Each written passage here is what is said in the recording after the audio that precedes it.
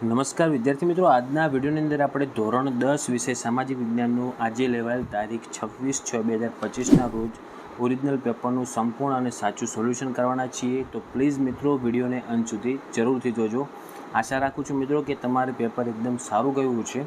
તમારા જે બીજા મિત્રો છે એમને પણ આ વિડીયોને શેર કરજો, જેથી એમને પણ માહિતી મળે કે એમને કેટલા માર્ક્સ આવશે. ઓકે, આવા ઉપયોગી વિડીયો માટે આપણી ચેનલને સબસ્ક્રાઈબ કરજો. જો મિત્રો, પહેલાં જે આ પેપરની અંદર ટીક કરેલ છે એ વિદ્યાર્થીનું સોલ્યુશન છે, એટલે હું તમને બોલું ને એનો સાચો જવાબ એ ગણાશે. તો હું બોલું એના ઉપર ધ્યાન રાખજો. પહેલું છે વૌઠાનો મેળો, તો એમાં જવાબ આવશે મિત્રો ઓપ્શન ઈ આવશે, ધોળકા. બીજું છે નાટ્યશાસ્ત્ર, તો એમાં આવશે ઓપ્શન એફ. ઓકે, તો એમાં આવશે ઓપ્શન એફ, ભરતમુનિ. ત્રીજું છે વાઘ પરિયોજના, તો એમાં આવશે ઓપ્શન બી, જામનગર. ચોથું છે ચૂનાનો પથ્થર, તો એમાં ઓપ્શન ડી જવાબ આવશે, 1871. પાંચમું છે ઉર્જાનો સ્ત્રોત, તો એમાં ઓપ્શન સી આવશે, સૂર્ય. ક્લિયર?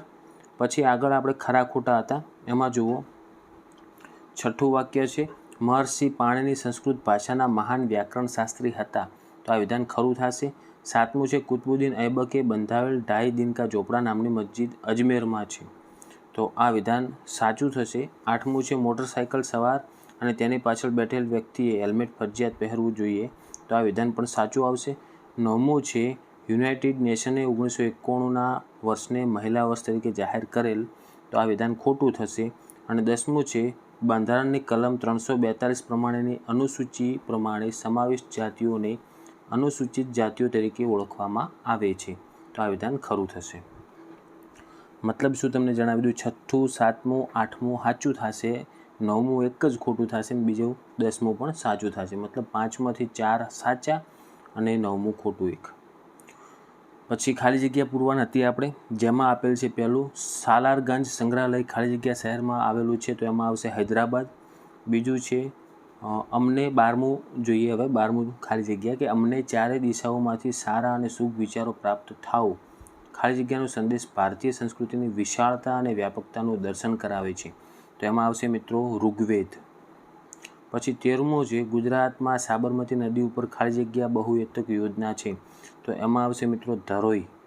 પછી 14મું છે ખાલી જગ્યા સિંચાઈના મુખ્ય માધ્યમો છે, તો જુઓ નહેરો અને એમાં તળાવો આવશે પહેલો સાચો જવાબ. આમ તો બધા જ મુખ્ય માધ્યમો જ છે, પણ સાચો જવાબ થશે તળાવો. પછી 15મું છે રાષ્ટ્રીય ધોરીમાર્ગ ખાલી જગ્યા દેશમાં સૌથી લાંબો ધોરીમાર્ગ છે, તો એમાં જવાબ આવશે મિત્રો 44.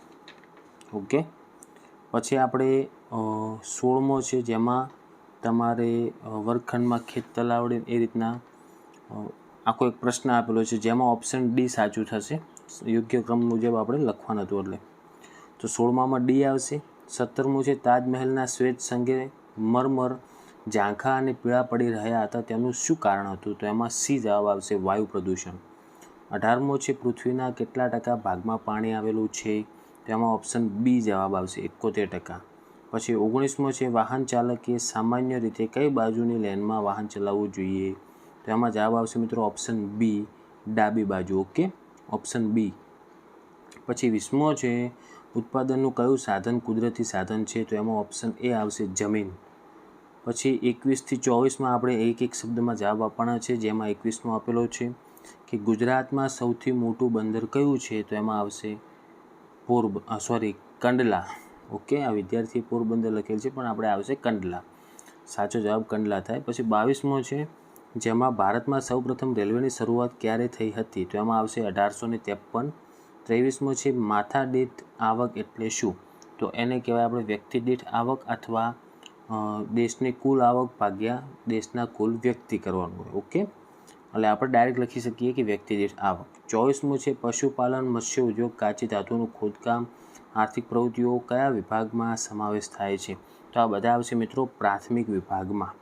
પછી વિભાગ બીમાં તમારે 13 પ્રશ્નો પૂછેલા હતા, જેમાં દ્રવિડ પ્રજા વિશે, સંસ્કૃતિ એટલે શું, પછી ભવાઈ કલા વિશે માહિતી આપો, માટીકામ કલા. ઓકે, તો આમાં મિત્રો જે આગળ આપણે એક આઈએમપી પેપર મૂક્યું હતું ને, એમાંથી અમુક પ્રશ્નો આવેલા છે, તો એ પેપર પણ તમને કામ લાગ્યું છે.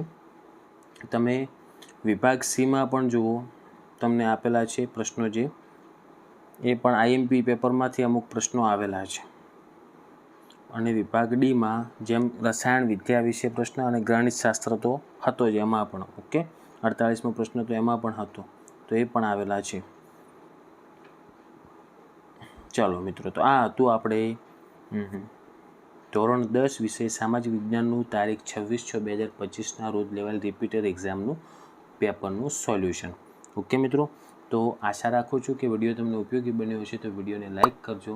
આ ઉપયોગી વિડીયો માટે આપણી ચેનલને સબસ્ક્રાઈબ કરી દેજો. તમારા જે બીજા મિત્રો આ પેપરને શોધતા હોય એમના સુધી પણ આ વિડીયોને શેર કરી દેજો. તમારે કેટલા માર્ક્સ આવશે, તમે પાસ થશો કે નહીં, એ પણ કોમેન્ટ જરૂરથી કરજો. હવે મળીશું મિત્રો આપણે નેક્સ્ટ વિડીયોમાં. Thank you so much for watching my videos. Thank you so much.